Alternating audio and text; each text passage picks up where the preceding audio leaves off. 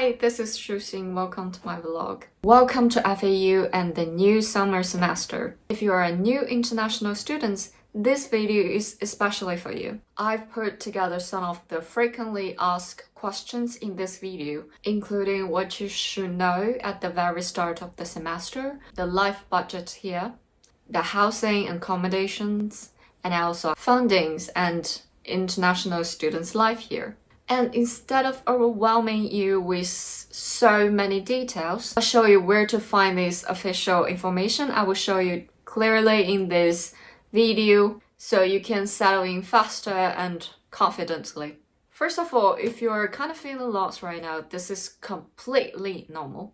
FAU actually have a whole set of pages for you to deal with kind of situation. If you're confused about the time and schedules, start with official pages for timetables and introductory courses. If your question is about your degree program itself, you can check it with your program advisor or subject advisor. If you don't even know who to ask, you can use the advisory guide or go to the student service page or go to the student service center. And honestly, the most useful page here is probably the checklist. Just go through it step by step. Now let's talk about money. If you want a realistic budget, don't guess, check the FAU's official cost page. As you can see here, it gives you a quick overview of the main expenses, including rent, food, health insurance, transport, and daily costs.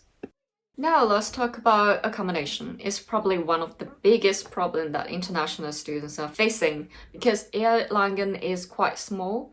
It do not have so many apartments for both the students and workers here. So yeah, I would say that the housing market here is always very tense and competitive. The main thing to know that FAU does not assign accommodations for students, and it recommends to start with the student service, Erlangen-Nuremberg.